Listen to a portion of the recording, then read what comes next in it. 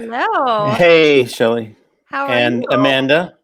Look at Amanda with her Hi. totally professional setup. Right. I love it.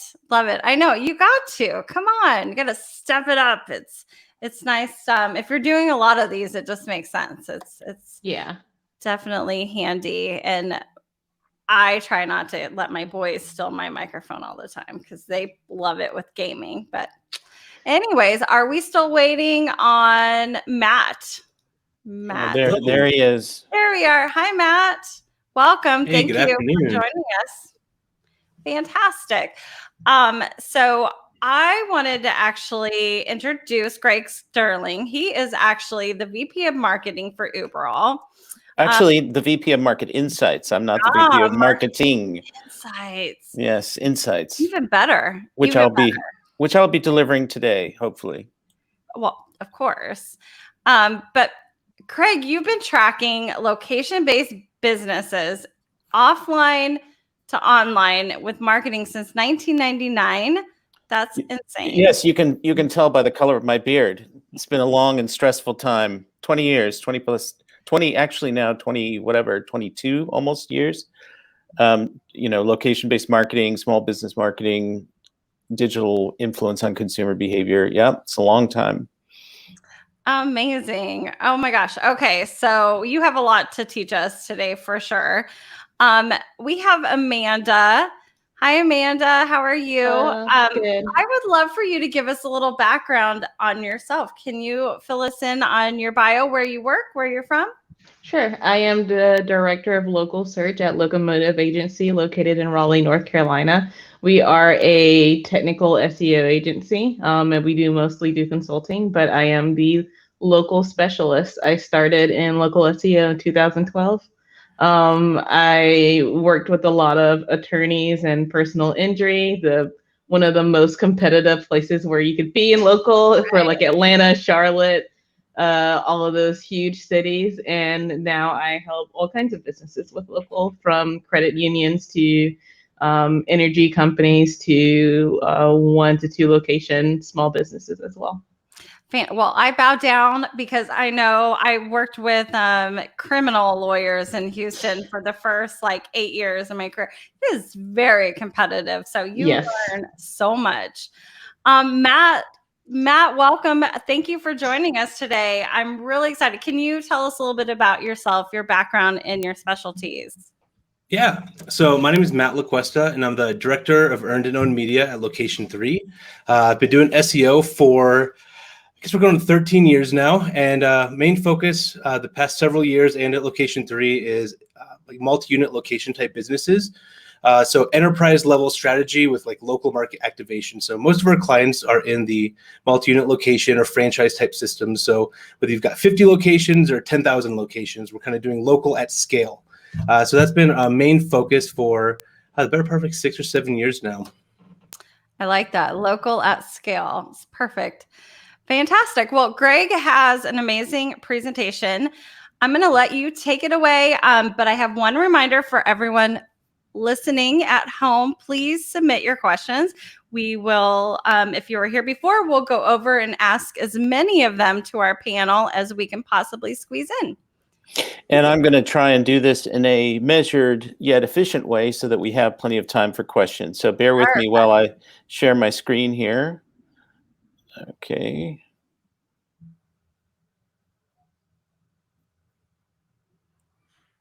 And hopefully you guys can see my screen. Fantastic. Thank you. Perfect. Great. Yes. And in case you didn't notice, that picture of me is about 20 years old in the lower right corner. I always used to scoff at people who used really old headshots in their conference profile pictures, and now I am one of them. Haha, the joke's on me. All right, so Darren teed this up a little bit. I didn't anticipate that he was going to do that, but he did say some interesting stuff and said some nice things about this study that we've done. I'm not going to give the full study in all its detail, but I'm going to go over the high level findings. So why listings management still matters. And you first need to know, if you're not familiar with Uberall, that Uberall is a company that does manage directly and indirectly, manages business listings and review data, landing pages, and other things for well over 1 million locations. So, I just want to disclaim that and be upfront about that. Shelly already said a bunch of stuff about me, so I won't go through that again. The only thing that wasn't mentioned was that I used to be a contributing editor for Search Engine Land for about 14 years, and then I left in December. So just some quick definitions. And there's in the local space, definitions are kind of elusive. We talk about a lot of different things, and sometimes people use terms in a loose way. Citations and business listings are often used interchangeably, but arguably citations is a broader category. Any mention of a business doesn't have to be name, address, and phone number or other profile data. Listings management is the active management or syndication of listings across the web and mobile apps. And there are a lot of companies that do that, obviously. SEMrush, I think, has a service as well. And then NAP consistency, which people used to talk about a lot and don't talk about so much anymore, and Darren also said didn't think it mattered, is just ensuring that the name, address, and phone number of the business and other elements, other variables are consistent across sites. So most of the people probably watching this, wherever they are in the world, have seen this or a similar graphic in the past. And this was created originally by David Mim, and is now kind of a little bit outdated because some of the sites on here are really no longer very active or very prominent. But the idea is that there's this convoluted ecosystem of data that's going here and there and everywhere, and you need to sort of tame it to benefit from it. And way back when, listings management was a kind of foundational SEO tactic. It was something that was regarded as really something you just needed to do. It was essential. You needed to maintain name, address, and phone number consistency, and that this was one of the signals that Google used to verify the existence and legitimacy of businesses. And some people even referred to this as backlinks for local. And so it was really an important SEO tactic in the past. And there's another consideration here, which is the customer experience. You didn't want customers to show up at different places where they were looking for business information and find incorrect information, because obviously that results in lost sales and creates a bad user experience. And Bright Local has data on how consumers don't like to see inconsistent business information. So this is circa 19, there we go, back into the last century. This is circa 2014. Bright Local, Miles Anderson saying, this is the most important local ranking factor, citation consistency. And David Mim, who at that time was running the local ranking factors survey, said that this was the chief finding of the 2014 survey. And there are a lot of articles that reflect the headline that I've got here posted at the bottom. The secret to high rankings is citation consistency. But in the intervening 6 or 7 years, a couple of things have happened, and I'm sure Matt and Amanda could speak to this in more detail than I. Google went from really relying on third parties and third-party information very heavily to relying more and more on Google My Business direct data ingestion and de-emphasizing third parties in this larger sort of ecosystem. And many of the sites, as I just mentioned a moment ago, declined in visibility and importance. So there were a lot of very prominent sites. There was a lot of local destinations, internet yellow pages sites, city search, MapQuest, and on and on. And these are either not used at all or very, very rarely used and have much less value to consumers. So cut to Darren, who you just saw, and the 2020 local ranking factors survey, and Matt and Amanda are both participants in this. And it's really, you guys might characterize it differently, but it's really an SEO consensus. It's sort of the informed opinion of people on a lot of different topics and variables, and what makes profiles and sites rank and contributes to conversions and so on and so forth. And I'm not going to do the full summary of this. I assume that Darren, I didn't see all of Darren's presentation. I assume he presented some information from this. But basically, citations fell from the #1 tactic in 2014-ish to the 6th or 7th tactic, depending on whether we're talking about the local pack or organic results. So it's not lost all its importance, but it's substantially, in the minds of local SEOs, lost most of its importance. And here's another version of that showing the decline over time. Well, I wrote an article, actually numerous articles at Search Engine Land about whether citations and listings management were important anymore. What did people think? And this was sort of a survey of several people, and people come down in different places now. I'm not going to read you their statements, but some people place more value on it, some people less value, and so there's a kind of continuum of what I'm calling the citations matter opinion spectrum. On the one hand, it's a meaningful tactic. It has an impact. On the other hand, no impact. And in the industry, perception is definitely trending in the less and less impact direction. Although I thought Darren's point about the impact over time was really interesting. So what does Google say about all this? What does Google say about ranking? You know, they counsel complete your profile, give us accurate information, manage and respond to reviews. This has to be stressed again and again. We're not talking about reviews, but it's really important. Photos also increasingly important. And then they have this discussion of relevance, distance, and prominence. And relevance is relevance, distance is proximity, and prominence is a kind of kitchen sink category, if you've read their discussion of it, that refers to a lot of things. And I've bolded the relevant portion of the discussion. It's based on information that Google has about a business from across the web, links, articles, and directories. So essentially citations, right? So they're saying it still matters, and we're still going to factor this into ranking, although you never know what the weighting is going to be. So I think most SEOs can agree, most local SEOs can agree that there are a cluster of really important sites that you need to be on if you're a local business. And, you know, those are basically here. And then we get into verticals. You know, both Shelly and Amanda worked with lawyers. I was a lawyer, in fact, for almost 10 years. That's a fun fact about me.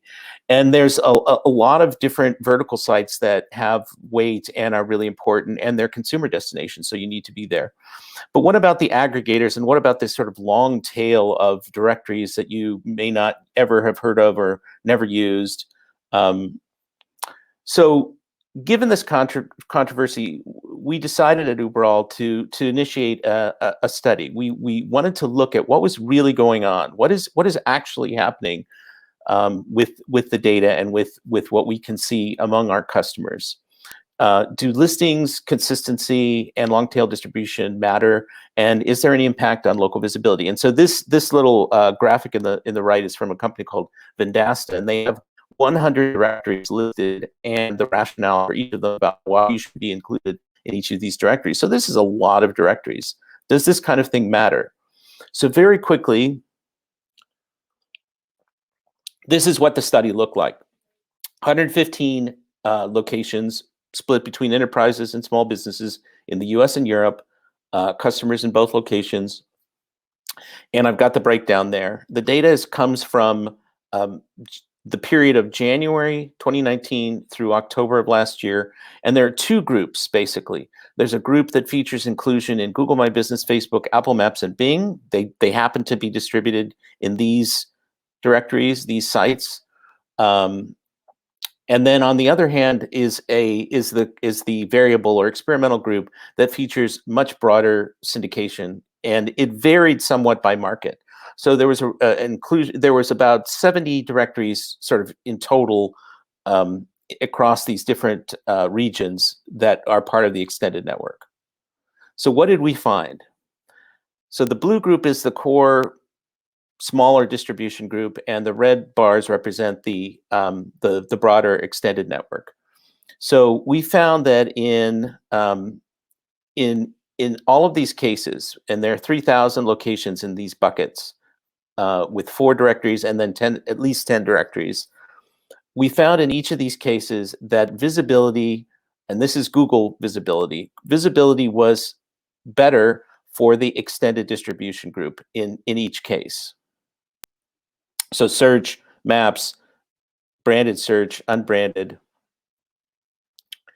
Engagement here is defined as clicks, calls, and directions requests. Same kind of result.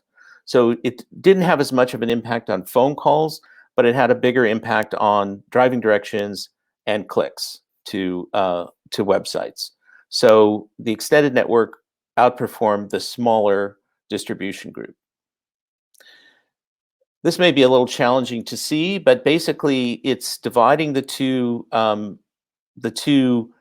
groups of businesses, enterprises and small businesses, into clusters of directory distribution. So fewer than 10, 11 to 20, 21 to 30, and so on.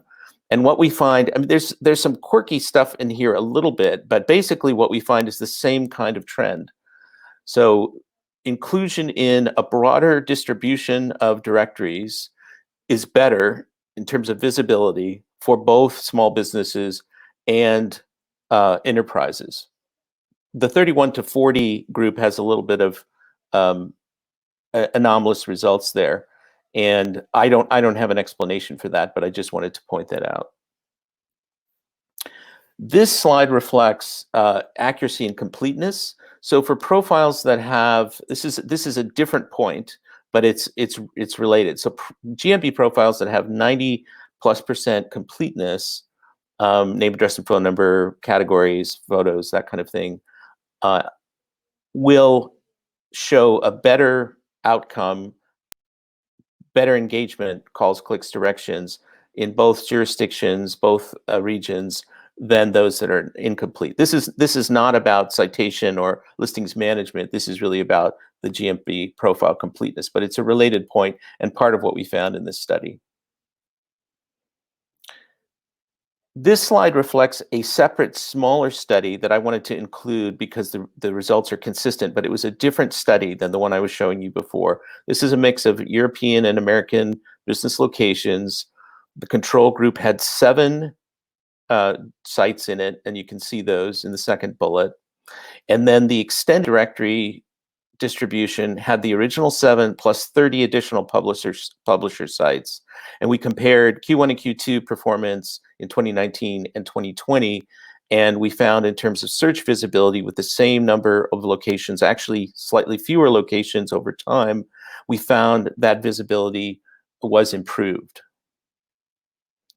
Now, I don't know if Joy presented this earlier because I didn't see her presentation, but Joy Hawkins recently did a study with a single account. I understand it was a single account where they stopped paying one of the data aggregators. I think it was Axiom. I'm not sure about that, to do business listing syndication.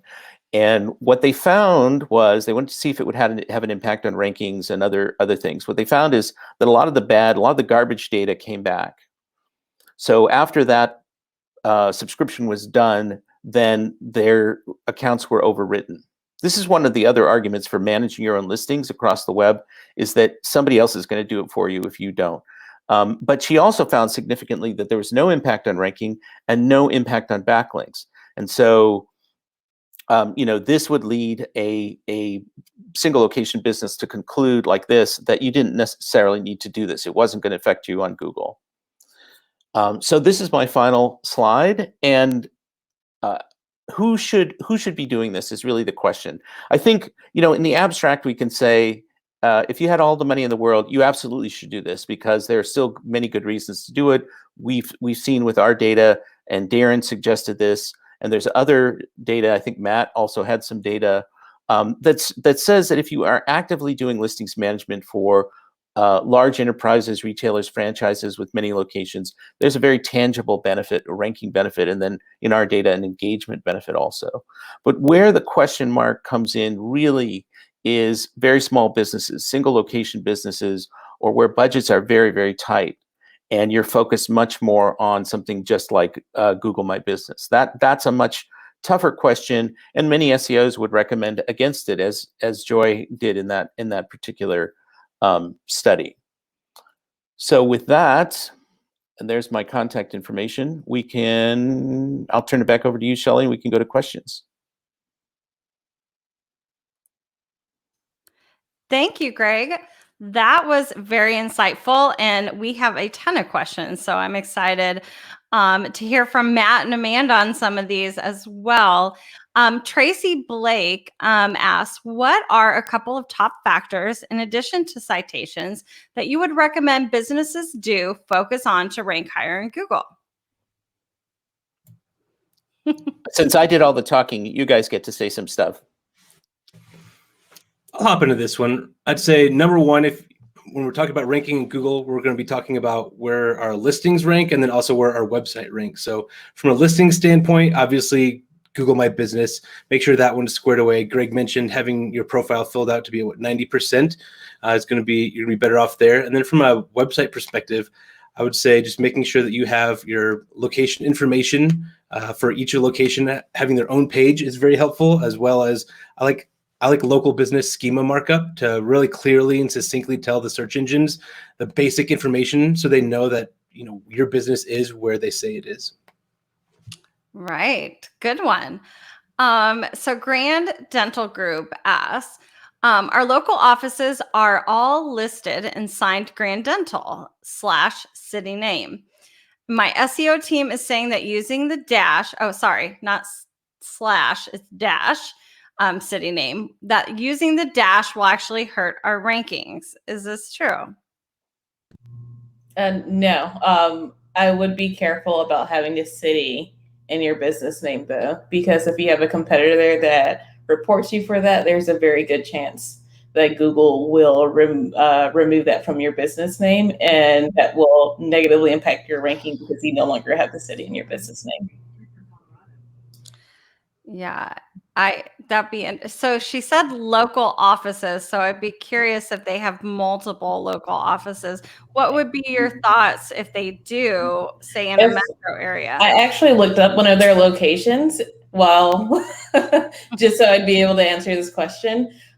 Use whatever is on your signage outside as your business name. So if your signage specifies the city or the name or some geographical information, then go for it. That's a lot less risky because if Google pulls up your Google Street View, they can see that the sign is correct and it says the same thing. And that is one of the methods they use to verify your information. In fact, if you do get questioned by Google or suspended, that's one of the things they will ask for is show me the street view. What does it look like on street view? So that's something that you can use to your advantage if that is on the name. And the one that I looked up, I think it was in Aurora, Illinois. It did have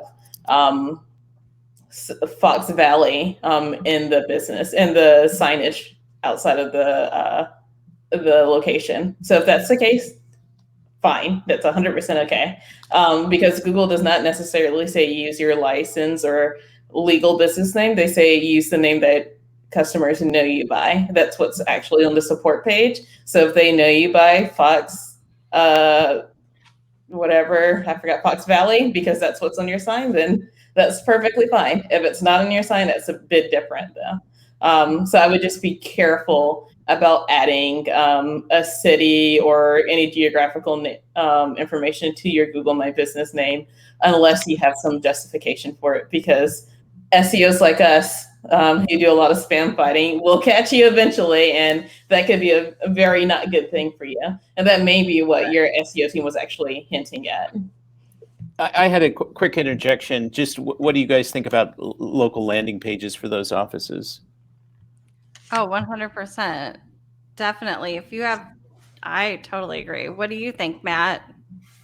Yeah, I think each location should have its own landing page, just because the staff and the team, the ownership might be different. The people, the community that they service is very different. So you want to take advantage of that space to actually talk about, how your business fits within the area that you're serving and the team that's working there. So I think that's just kind of a basic thing that should always be in place for any kind of location type page. Right. With unique content.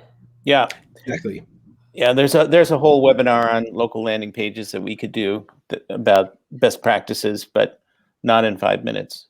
Yeah. Do you link your individual Google locations in GMB to that specific landing page? And does that ever have any, like, and say something with listing management or citation management tools? Do you ever have any issues with that? Anyone? I I threw haven't you had for a any loop issues with with that one. that. I would say there can be a little bit of an adjustment period if you are going from having no location landing pages and linking from the home page and then creating one. It may take a little bit of an adjustment in that case for rankings for some specific non-branded keywords. But overall, in the long run, it's going to benefit you significantly more than it hinders you maybe temporarily. And I haven't seen that happen a lot. That's mostly if it's like your homepage has the most authority as far as from a page authority and a domain authority perspective. So a new page that has not existed before is going to may have some stumbling blocks, especially if you haven't perfected the content on that page as well. Good points. So Elizabeth asked, what about other major data aggregators like Infogroup or Data Axle, or any other, are data aggregators not a thing anymore? She asked. What about Yext? Or basically, do I need to put my focus in with regards to data aggregation? So I can't say anything about Yext because Yext is an Uberall competitor. So that's a little bit of a conflict of interest with me. But I mean, I would say there are a lot of good services that will do listings management, listing syndication. I don't want to endorse anybody, but Matt or Amanda can do that if they want. Can feel free to do that. I'm going to answer all the Yext questions right now. Do not use it. It's expensive, and if you leave Yext, you are likely going to see a lot of issues pop up with your listings, like he showed in the he mentioned in the presentation, about just leaving a service in general. And I have not seen for any clients that it's been worth it. And it is very expensive compared to just competitors in general. It's very expensive in comparison to manually going to aggregators and doing it yourself. Is expensive compared to the other just citation services in general. I will actually say that SEMrush has a listing management built in that does integrate with Yext. I believe you get it at a discount. Versus going straight to Yext. So that's always an option if you have used Yext in the past and you're paying for SEMrush and you want a discount. That's something to keep in mind. But it is tricky for sure. And there's definitely consequences if you leave. So it might not make sense for every business. Just like for the amount that you're paying, there's so much you could be doing with your SEO outside of Yext. That would be my opinion, is that you're missing out on a lot of things that you could be doing instead. Especially since we know that citations are important, but they're not the end all be all of local SEO. If there's things that you're missing, like backlinks in general, if you have lots of duplicate content, that money could be very well spent on other elements of your local SEO. Right. I think that question about Yext upset Matt very much. I know, right? He just had enough. Well, you know what? It's one of those things where a lot of Yext questions on here. But what would be some other best options as an alternative to Yext for large scale listing management, especially for countrywide franchises, dozens of locations? So that's a common question. Yeah. There are a lot of folks that do this. Moz does it. Bright Local does it. Darren has a service that does it, although I don't know if he deals with franchises. What other recommendations do you have, Amanda? Oh, those are the exact ones that I would say is Bright Local, Moz, Whitespark, and it's significantly more affordable to do if you're just looking for management. There's also Sochi, which does it, and some others that will do it too. So does Uberall for listings management? We work with partners in North America and in Europe and elsewhere in the world. We have direct sales, but chiefly through partners. Fantastic. Well, you guys, amazing discussion. I appreciate it. Lots of insight. Today has just been incredible. If you have not followed these wonderful, brilliant marketers, please do on Twitter. We'd love to pop up. Can you pop up their Twitter handles so you guys do not miss out following? I know it's been up there a couple times. There we go. Make sure you go and follow our panelists. I appreciate it, you guys. It's been an incredible day. I hope you all took some value away like I did. I love these long days of SEO. You just absorb so much information. You stay up to date with the latest changes. With local, it's constantly in the move. So you guys, I appreciate you having me as always as your host. Thank you for joining me. Thank you, Shelly, and thanks SEM Rush and Amanda. It was great, brief but great. Absolutely. Thank you, Matt, as well. Yeah, sorry about that connection. Oh, that's all right. All right. Thank you, guys. We will see you next time.